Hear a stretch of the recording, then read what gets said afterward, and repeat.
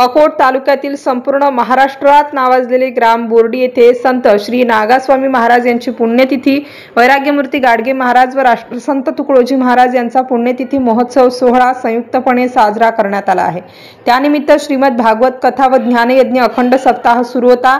यामध्ये सर्व संत स्मृती दिन सोहळा मोठ्या उत्साहात पार पडला। या कथेचे कथावाचक भागवताचार्य राजेंद्र महाराज, वक्ते पाडोदी हे होते। 30 नोव्हेंबर पासून या अखंड हरिनाम सप्ताहाची सुरुवात नागास्वामी महाराज मंदिरात झाली होती।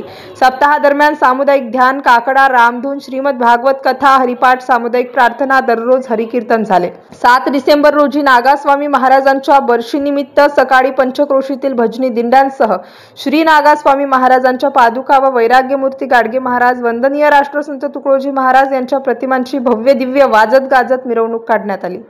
त्यानंतर कोंडीराम महाराज, नागरगोजे, बोर्डीकर यांचे काल्याचे कीर्तन झाले। नंतर मंदिरात महाप्रसादाला सुरुवात झाली। या भागवत सप्ताहाचा व महाप्रसादाचा सर्व पंचक्रोशीतील भाविक भक्तांनी मोठ्या संख्येने लाभ घेतला।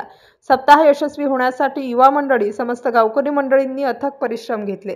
MCN न्यूज मराठीसाठी देवानंद खिरकर, तालुका प्रतिनिधी, अकोट।